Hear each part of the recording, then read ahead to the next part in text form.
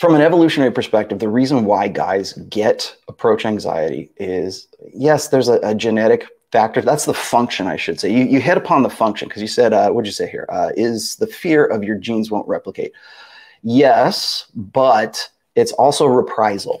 And the reason why we have, like, men are jealous, the reason why men mate guard, the reason why men are, like, suspicious, like when I have guys say, Rolo, I think my girlfriend's cheating on me. Should I go snoop through her phone? That impulse, that incentive to go and do something like that is an innate part of men's, like, psyche. It's the way our brains are wired. It's part of our, what I call our evolutionary firmware. Now, how did it become that is the real kind of interesting thing. And really what I speculate, and I think a lot of other evolutionary psychologists speculate, is that the reason why guys get nervous is because it was a survival adaptation. Now, you have to remember that when we develop that sort of psychological fear or that hesitancy to approach a woman, it was developed in a time where we lived in hunter-gatherer tribes, and usually in collectives of not more than 100 to 150 people. And then from there, it escalated from there, okay? So in a small group community from back in our ancestral past, again, I don't pretend to be an evolutionary psychologist. This is just what I read and what I've heard, that back in our evolutionary past, to approach an eligible, fertile, young female came with a lot of risks for guys. And it could be a social risk. It could be ostracization. It could also be the risk that that female was taken by another male tribe member. And so you had to sort of hesitantly get into the mode of, like, okay, is she single? Can I get with it? Is she available? And not knowing that per se, or maybe even knowing that, it instills a sense of hesitancy in most men. Even in guys who are, like, very confident guys, still get approach anxiety as a result of our sort of evolutionary wiring, like our evolutionary firmware. So you think about it, in our evolutionary past, if you didn't know for sure that you could hit it and quit it, or you could ejaculate and evacuate, if you didn't know you could do that, there's a fear of reprisal there. So maybe her father comes after you, maybe her brother comes after you. It's what's known as kin altruism. So if you made an approach on the wrong girl or a taken woman in that tribe, it could mean death. And the reason why I'm bringing that up is because from what I've read from, like, Steve Stewart Williams, and I want to also say, I think it was Dr. Hector Garcia in Alpha God. I think he also covered this, is there are certain tribes still around today that are technically hunter-gatherer tribes. One of them is called the Yanomamo. And if you're not a powerful man and you try to poach one of the females that is attached to a more powerful man, that could be a death sentence for you. Like, they will just basically come and kill you. So when you think about our ancestral past and you think about, like, where we developed from and where we evolved from, it stands to reason that there's this innate sort of fear in approaching women. And can you get over that? Yes, you can. Here's the good news, is you can actually override that conditioning, just like a lot of other things too. So it's an instinct in men is to be hesitant about approaching women. There's also so reprisal is one. The other is a fear of rejection, but you have to remember that the fear of rejection comes from botching an approach.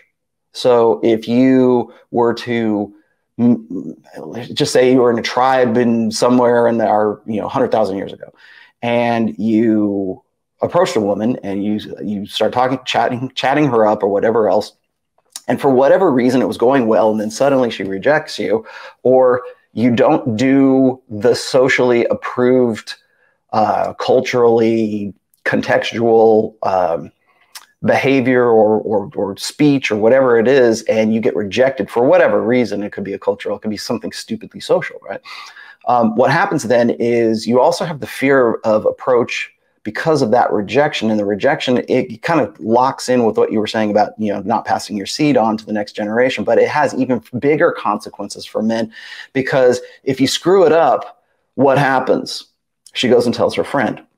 And and women talk and women talk and women talk. And so all of a sudden, everybody in the tribe knows that you screwed up with your approach with this girl. So it's a possibility. I mean, there's other adaptations. Let's just be honest. Okay. But there's a possibility exists and the potential exists that you might not pass your genes on to the next generation because you botched the approach and everyone ostracized you and you are no longer appropriate, or there's something wrong with you, or maybe you're not mentally there, or you're just sort of like, that getting that reputation could also be a limiting factor in, again, passing on your DNA. So again, it's when people ask me about like jealousy, like why do guys get jealous? Like men and women get jealous for different reasons. The reason why men get jealous when it comes to like infidelity, for instance, or the reason we mate guard so hardcore even today is, and we get like crazy and insane, like to the point where like we're ready to kill another dude as a result of that. The reason we do that is because the guys who did get jealous in our evolutionary past, they are the ones that passed on their genes into the next generation, so to make more jealous human males in the future. The same thing happens with other things like approach anxiety, for that matter. So it's better to err on the side of caution, if that makes any sense. And so that caution, that's part of your natural wiring. It ends up manifesting today in 2022 as approach anxiety. Boom, there you go. That's in a nutshell, that's what approach anxiety is, Abdul.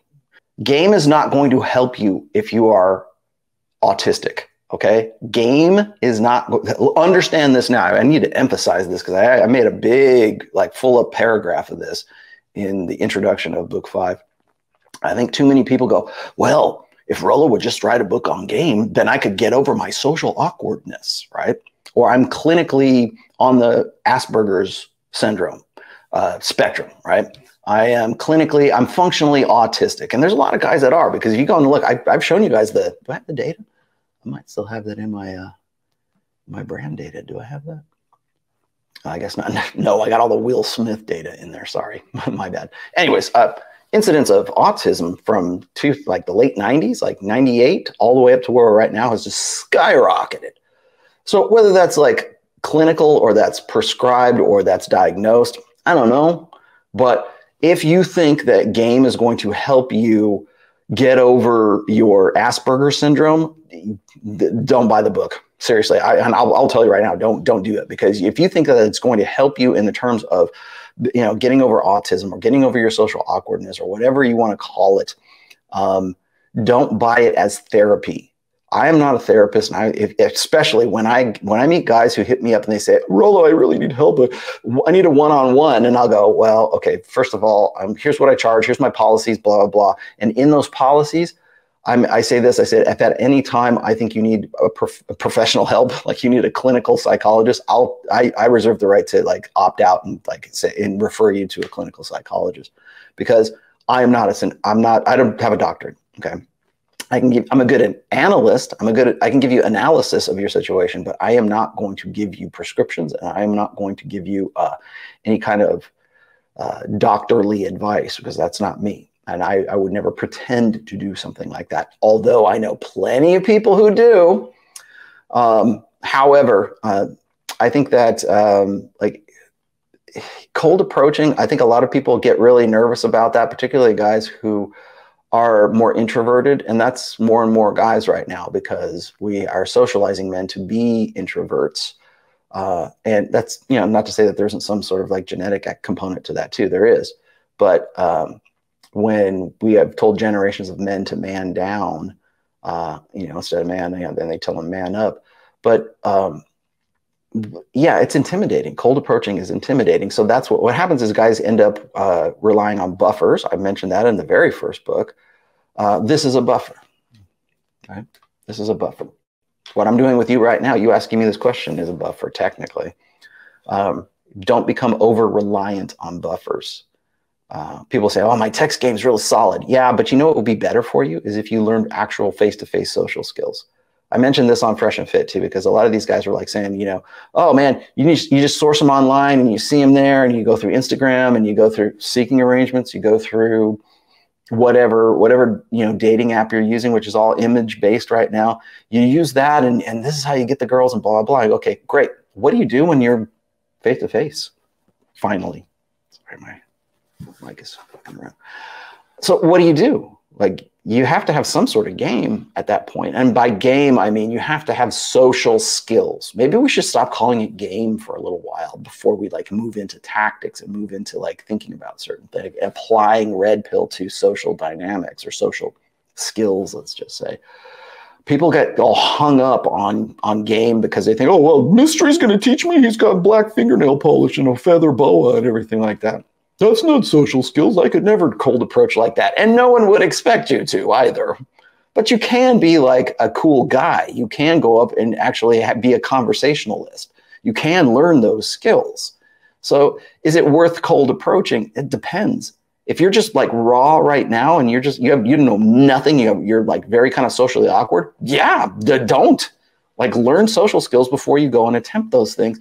And then the other thing is, this is something else that's in the book, by the way, is learning, if eventually you want to do cold approaches, you have to get over the fear of not necessarily rejection, but also being outcome dependent. Thinking, okay, I'm out here just to have a good time. I'm going to screw around. If she says yes, great. If she says no, it's okay. I'm not going to take it personally. That's the problem, I think, is that guys with like really low social intelligence, they take everything they analyze everything. It's like, she's just a bitch. She's just some bitch that you met out on the street here with dozens of other bitches that are out there. And that's gonna like it stabs me, it wounds me to the soul. No, it doesn't. Shut up. Just go out there and go get back on the goddamn horse again. Do you want to go and do cold sales or telephone calls or whatever else? No, you don't want to do that. And I wouldn't suggest anybody go out and do cold approaches until they have developed those social skills. And there's techniques and there's practices you can do that help you out with it.